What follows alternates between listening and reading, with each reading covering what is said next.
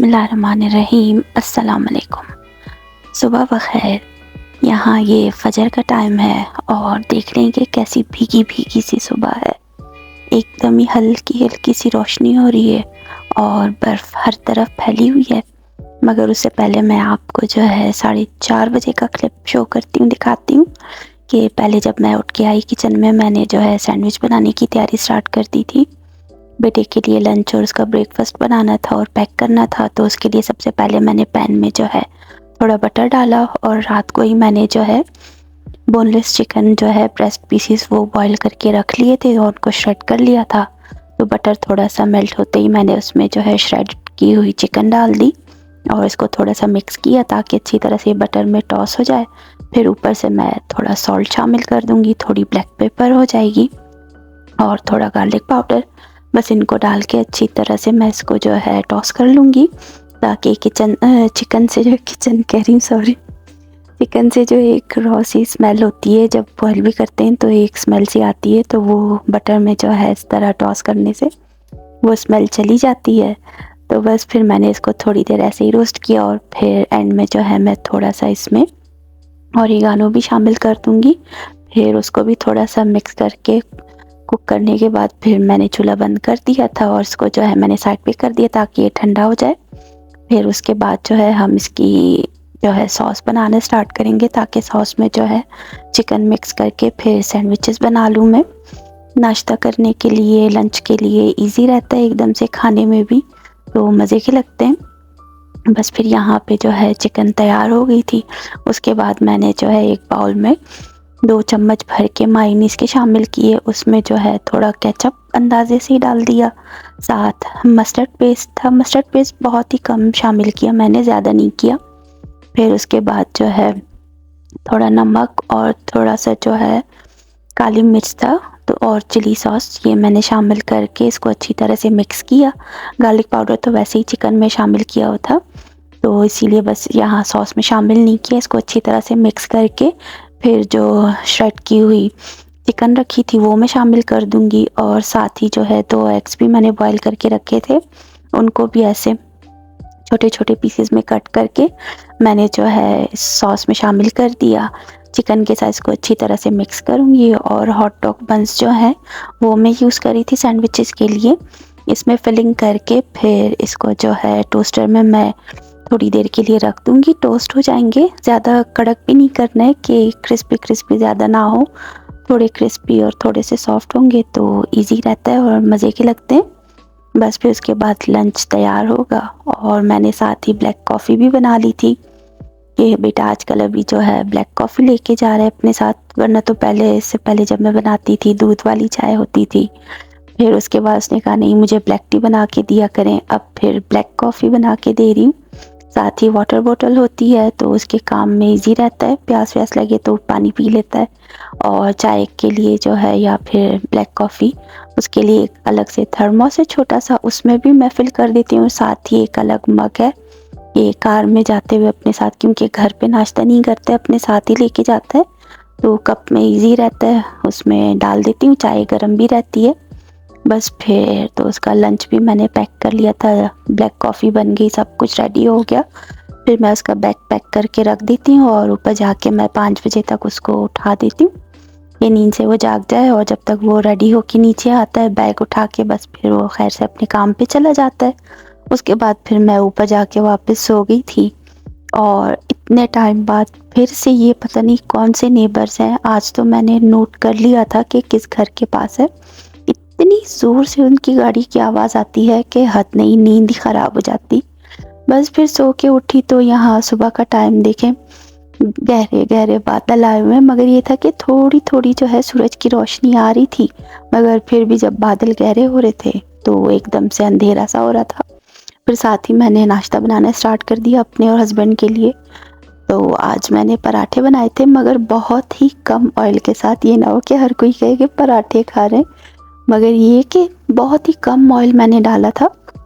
पराठे बनाने के लिए भी जो है अंदर भी जो फिलिंग में मैंने समझे कि पराठे के रोटी के अंदर जो ऑयल डालते हैं बहुत ही कम सा था ताकि रोटी अच्छी तरह से ऐसे बेल के मैं पेड़ा बना के रख दूं। उसके बाद जो है परतों वाला तो पराठा नॉर्मल सा था, उतने ज़्यादा पत्ते नहीं बनी थी, मगर अच्छा था कि थोड़ा मज़ा आ जाता है, थोड़ा चेंज होता है चाय के साथ। बस फिर यही एक-एक पराठा हमने एक-एक कप चाय के साथ खा लिया और हमारा नाश्ता हो गया खैर से। बस फिर नाश्ता करने के बाद मैं फिर से किचन में आ गई थी ताकि मैं किचन की क्लीनिंग कर लूँ, बर्तन धो लूँ। और कल जो मैंने नान बनाए थे तो एक नान जो तोड़-फोड़ का शिकार हो गई थी, तो उसके छोटे-छोटे पीसेस जो है ओवन में नीचे गिर गए थे और वो जल जाते एकदम से, रॉड के पास ही गिरे थे, बिजली की जो रॉड होती है, तो उसकी वजह से वो अच्छे खासे जल से गए थे। और उसमें एक तो स्मेल भी आ रही थी जलने वाली कि बहुत ही धुआं उठ रहा था, और साथ ही जब मैंने वो पीसेस निकाले तो वो कुछ उनका चूरा वगैरह नीचे जो ओवन का जो छोटा सा ड्रॉर है उसमें जो है बेकिंग डिशेस रखी मेरी, तो उन पर भी गिर गए थे। मैंने कहा चलो आज उसकी क्लीनिंग करती हूँ। और मैंने अपनी नंद के घर देखा था कि उन्होंने अपने ओवन के नीचे वाले पोर्शन में जो है फॉइल डाल रखे थे, तो अगर ऐसे कोई चीज़ गिरे या कुछ जल के कुछ ऐसा सीन हो तो फिर क्लीन करना इजी रहता है। तो मैंने भी आज ऐसे ही किया, ओवन को अच्छे से क्लीन कर लिया था और एंड में जो है फिर मैंने फॉइल शीट भी डाल दी ताकि मेरे लिए काम इजी हो जाए कि नेक्स्ट टाइम अगर कभी मुझसे कुछ ऐसा सीन हो गया, कोई चीज़ जल गई या नीचे गिर गई, तो फिर क्लीन करना इजी रहे। वरना फिर बहुत मुश्किल होता है कि अंदर की तरफ हाथ ऐसे आगे की तरफ करके बार बार क्लीन करना तो इजी नहीं होता। इसीलिए मैंने कहा चलो आज इसकी क्लीनिंग अच्छे से कर लेती हूँ। फिर सारी क्लीनिंग करके ऊपर से मैंने जो है चूल्हा भी अच्छी तरह साफ़ कर दिया, फिर बर्तन धो लिए, साथ ही मैंने किचन की जो है फिर क्लीनिंग कर दी ब्रश वगैरह के साथ ही। आज वैक्यूम वगैरह यूज़ नहीं किया क्योंकि देर से ज़्यादा जल्दी वैक्यूम यूज़ नहीं करती, क्योंकि कोई है नहीं और सर्दियाँ हैं, सारे खिड़की दरवाजे बंद हैं तो डस्ट वगैरह कोई उतनी नहीं होती। मगर ये है कि जब कुछ चीज़ें गिर जाती हैं, ऐसे रोटियां बनाती हूँ तो आटा वगैरह गिरता रहता है, उसके लिए फिर मैं ज़्यादातर ब्रश ही यूज़ करती हूँ। तो बस फिर ब्रश भी कर लिया था, आज किचन का कारपेट वगैरह सारे फ्लोर्स भी क्लीन कर लिए अच्छी तरह से। और खाना बनाना नहीं था क्योंकि निहारी बची हुई थी कल की, बस आटा गूंद के रखा। कुछ आटा जो है मेरा पहले से ही था फ्रिज में चपातियाँ बनाने के लिए, जो मैं आटा गूंद के रखती हूँ। वैसे नॉर्मली तो मेरा 2 दिन तक ये आटा चल जाता है, तीसरे दिन बस ये होता है कि 1-2 रोटी का आटा रखा होता है, फिर मैं नया आटा गूंद के रख लेती हूँ और साथ ही जो है फिर रोटियाँ बनाने के टाइम यूज़ हो जाता है, क्योंकि हम नॉर्मली 2 टाइम ही खाना खाते हैं। अब यहाँ पे वैसा सिस्टम नहीं है कि पाकिस्तान की तरह कि सुबह उठे नाश्ता किया, फिर उसके बाद दोपहर का खाना, फिर शाम की चाय या कुछ स्नैक्स खा लिए, फिर रात का खाना। ऐसा कोई सीन नहीं है, सुबह जो नाश्ता करते हैं उसके बाद हम दोपहर में कोई ऐसे फ्रूट्स वगैरह खा लेते हैं, या फिर कुछ अगर ना हो तो भी ऐसे ही हम लोग गुजार लेते हैं। तो शाम होते ही 5 साढ़े 5 तक हम अपना रात का खाना खा लेते हैं और फिर उसके बाद ग्रीन टी, बस फिर यही होता है हमारा खाना, हमारा सब कुछ। तो ज़्यादा वो नहीं है कि खाने पीने का सीन यहाँ पे हम खुद ही नहीं हो रहा कि ऐसा टाइम मिलता ही नहीं है कि बार बार खाएं। तो बस यहाँ देख लिया, अब मैं अच्छे से फॉइल जो है नीचे डाल के ओवन को फिर क्लीन करके रख दूँगी। इसके रैक्स भी मैंने धो के रख दिए थे ताकि वो भी ड्राई हो जाएं, फिर उसके बाद मैंने फिक्स कर दिया। और जो मेरी बेकिंग डिशेज़ हैं वो सारी जो है मैं नीचे वाले ड्रॉर में जो है रख देती हूँ ताकि वो इजी रहे एक ही जगह पे। और बस आज यही था। फिर आज मैंने जो है अपना हेयर डाई करना था कि क्योंकि स्ट्रेकिंग कर के और जो 1-2 बार शौक चढ़ा था कि हेयर डाई करते हैं, कलर करती हूँ बालों को, तो उस वजह से मेरे बाल ज़्यादा ही ख़राब हो गए, तो वाइट ज़्यादा लगते हैं ऐसे ग्रे हेयर। मगर ये कि सबको लगता है शायद कि बहुत ही ज़्यादा बूढ़े हो गए जब भी हेयर वाइट है, मगर ऐसा सीन नहीं है। ये सारा स्ट्रीकिंग का और फिर कलर करने का नतीजा है कि केमिकल्स की वजह से हमारे बाल सारे ख़राब हो गए। यहाँ अच्छा हुआ कि मैंने अमेज़ोन वाले को देख लिया, वो आज हमारे घर कुछ डिलीवर होना था पार्सल, तो यहाँ मैं देख रही थी, मैंने कहा चलो ये भी शेयर करती हूँ। बंदा निकला, उसने चेक किया हाउस नंबर, फिर आके पार्सल रखा, ना कोई बेल बजाई ना कुछ, ऐसा ही कोई सीन नहीं यहाँ पे।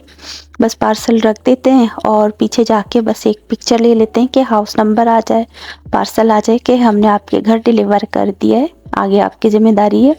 पिक्चर भेज देते हैं कि अपना पार्सल उठा लें। बस फिर मैंने यही देखा, उसको क्लिप रिकॉर्ड किया, फिर यही जो पार्सल वाले हमारे साथ वाले नेबर के घर भी गया, अमेज़ोन का जो बंदा आया था, तो उस वहाँ भी कुछ सामान डिलीवर किया। फिर सामने वाले घर में वहाँ भी जाके उसने सामान डिलीवर किया। तो मैं यही देख रही थी कि आज ये कहाँ-कहाँ पे कर रहे हैं। और हमारे साथ वाले नेबर्स तो अंग्रेज़ हैं और उनके घर तो समझे 2-3 बार तो ट्रक लाज़मी आते ही आते हैं। तो हँसी भी आती है कि पता नहीं क्या काम करते हैं जो इतना ये लोग अपना सामान मंगवाते हैं। हर वक़्त हर चीज़ से डिलीवरी होती रहती है। सिर्फ़ अमेज़न की नहीं है, बाकी और भी डिलीवरीज़ होती हैं। यहाँ बस किचन की क्लीनिंग भी ख़त्म हो गई, फिर मैं उसके बाद ऊपर चली गई थी। ऊपर अपना हेयर डाई किया, फिर काफ़ी देर के बाद जाके मैंने शावर लिया। शावर लेने के बाद बाल थोड़े ड्राई किए और मैंने कहा चलो आज मैं अपना हेयर कट भी कर लेती हूँ, क्योंकि नीचे से ज़्यादा ही डैमेज हो रहे थे, बहुत ही पतले-पतले से बाल थे। तो बस फिर हेयर भी कट कर लिया। और यहाँ देखें मौसम कैसा बदला-बदला सा है और बिल्कुल बादल ही नज़र आ रहे हैं हर तरफ।